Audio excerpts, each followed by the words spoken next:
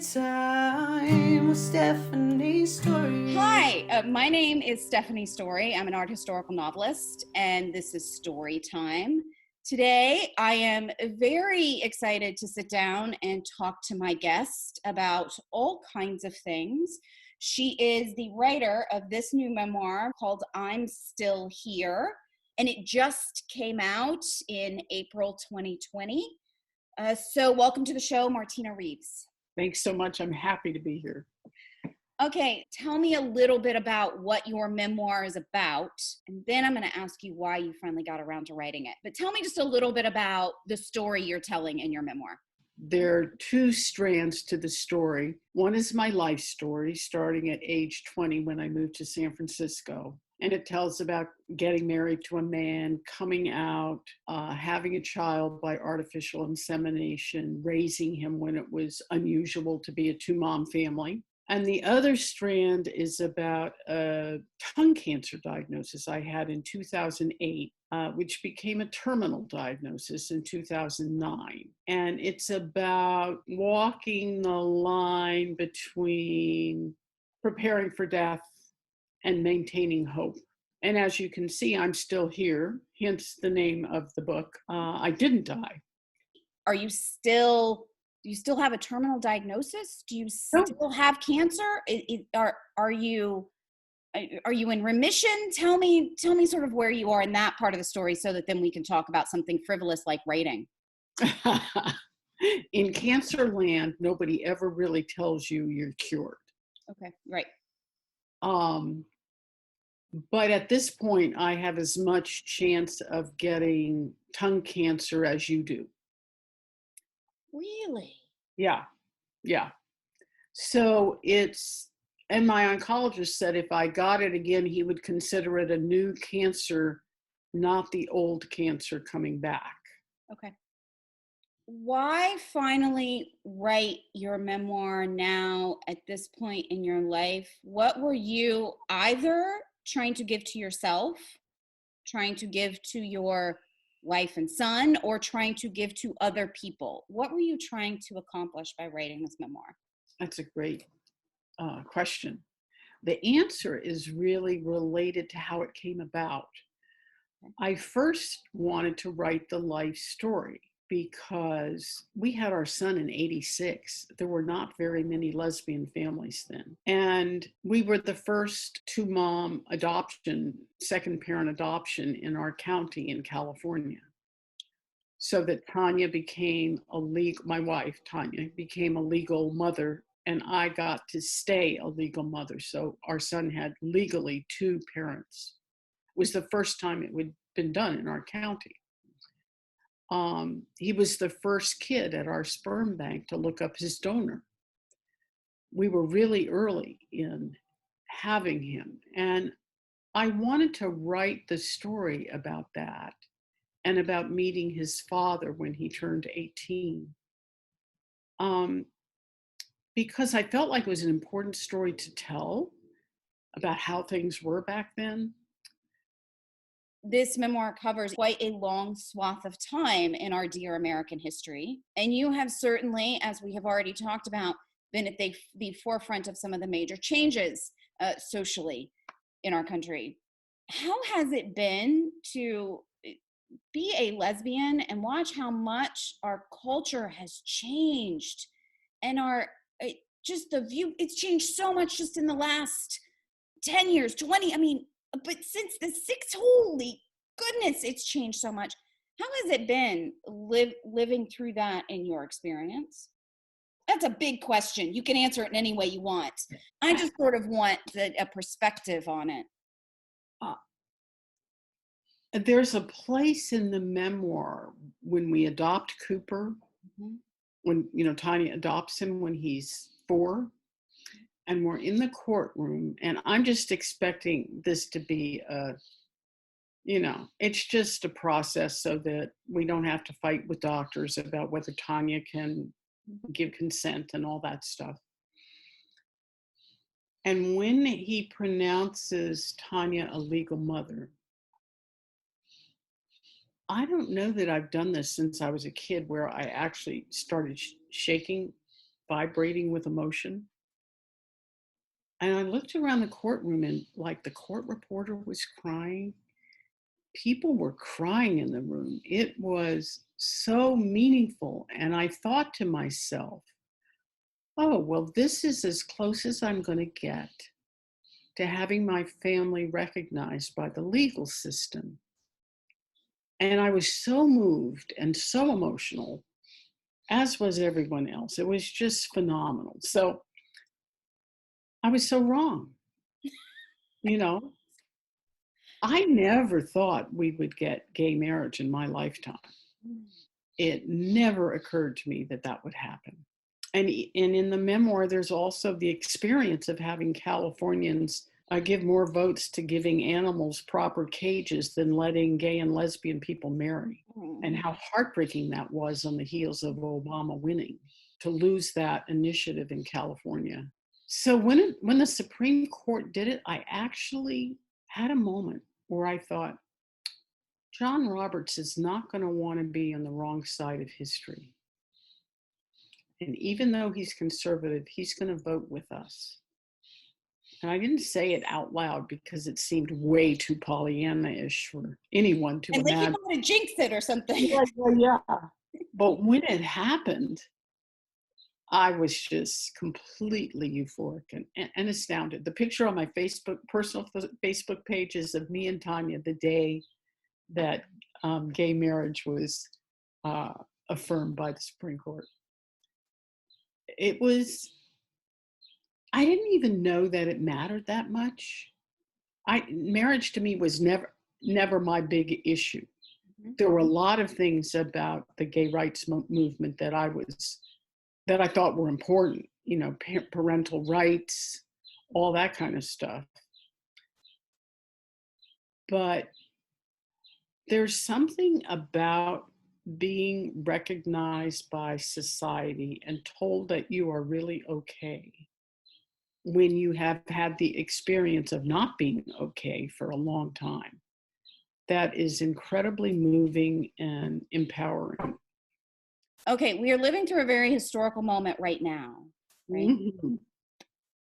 How does this compare to other things you've lived through? I've been asking this of people who have more years than I do because I'm hoping to gain some wisdom. I don't know.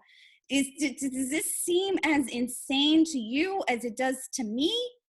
Oh, it's the most insane thing that's happened in my lifetime. Okay. No question.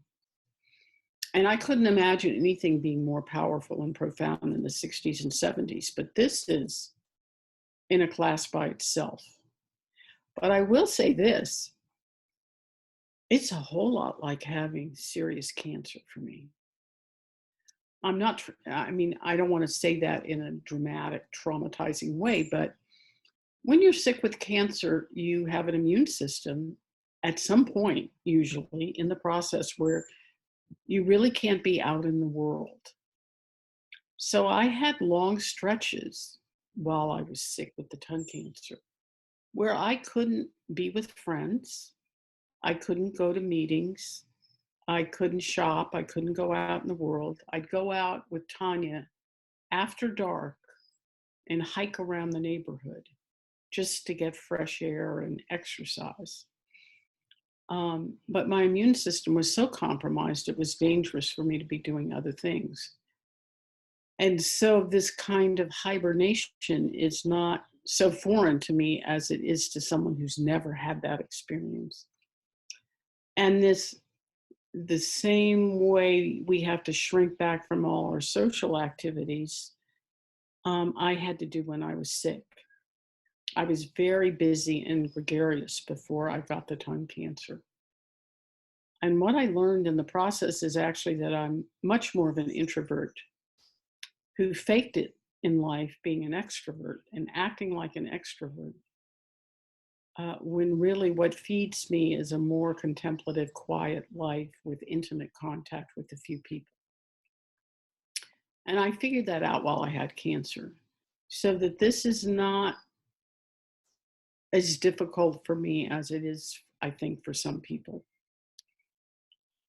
You know, this pandemic has changed my perspective on so many things, right? Like I've rethought what it would be like to live through a plague in history, you know, all of my historical stuff, or what it would be like to live through a military siege. And I've rethought politics, and I've rethought all, you know, healthcare and all kinds of things.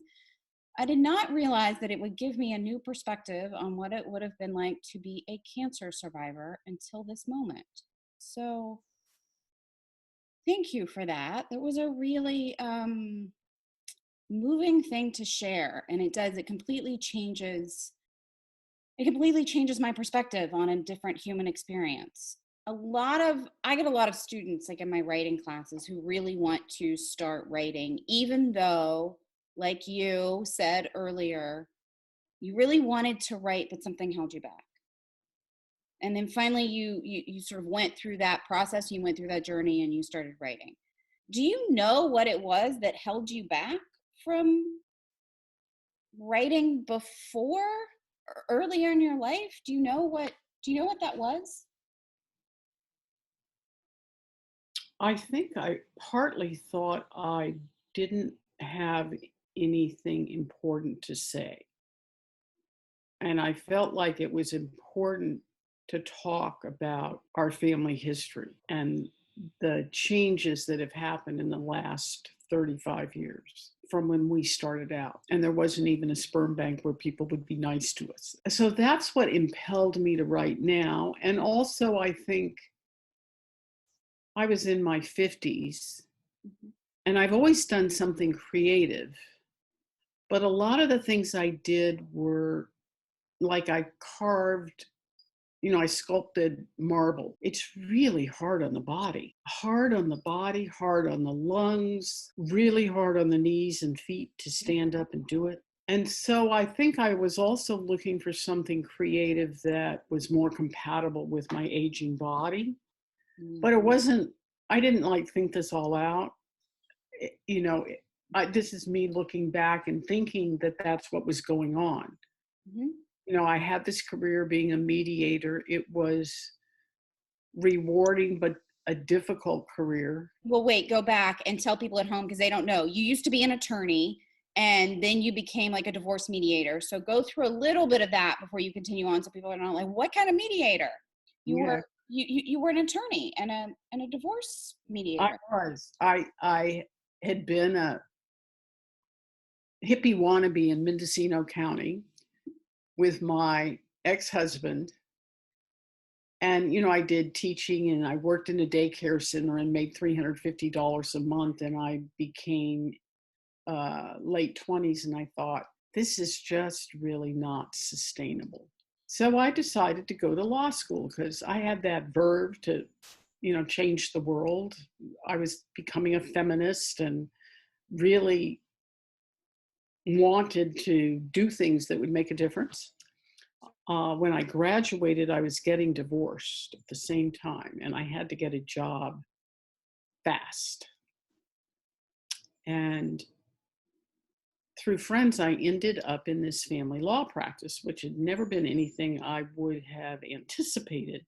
And I did that for 5 years, but it was, for me, not pleasant. I don't like adversarial law.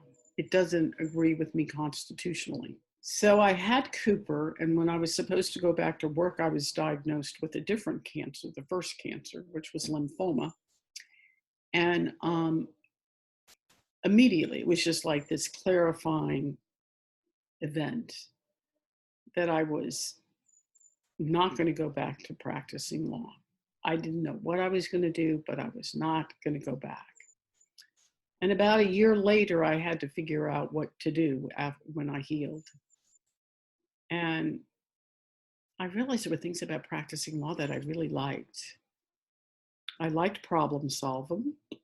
I liked the writing. I liked writing, not a lawyer agreement, but a people agreement that had plain English, that said clear things that normal people could just read and understand. And I liked working with people. So in my mind, I thought, I can do mediation and do those things. So I took a training, and it lit me up. I just loved it. So I became a mediator.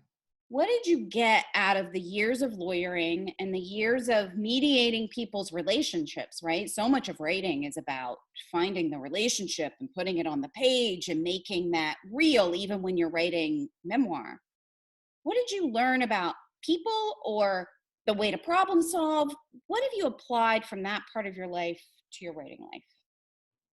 Ooh, well, I think being a mediator made me far less naive about how people are. Because even if you're with the best of people when they're going through a divorce, they are the best of people in their very worst place, usually. So I think I was kind of naive, Pollyanna-ish about people before I became a mediator. But when you mediate with people and you hang in there with them through difficult conflict, you know, you see their good points, you see their bad points, you see the places where they sometimes cheat, lie, and do things that are not so fine. So it made me more aware of people and how they interact with each other in their dark moments. And I think the sculpting was actually influential because I learned when I sculpted, and stone is quite unforgiving. You know, you can like completely revise your memoir and make it a whole different thing, right? Because it's on your computer and you can mess with it a lot. Mm-hmm. You chunk a part of the stone off, that's pretty much it. Mm-hmm. But what I learned sculpting, I did abstracts. I didn't try to do real things. Okay. All right. But what I learned was to trust that my instinct about how that stone wanted to look was a good instinct, and it was okay to just go with it and see where it led me, which is a little similar to writing. If you aren't in fear, you can kind of go in a direction and find things that you didn't even know you were going to write. Martina, you are a lovely woman who has survived a great deal. Everybody can read this and get your lovely perspective on life. And also, I hope that this interview convinces some other people to dive in and write their own memoir, because I do think you get so much personal fulfillment and growth out of going through that process. And I totally believe that everyone has a story to tell. Yes, everybody does. Everybody has something worth talking about. Story time with Stephanie Storey. Story time virtually. We've got time and plenty of stories, talking stories in a novel way. Story time with Stephanie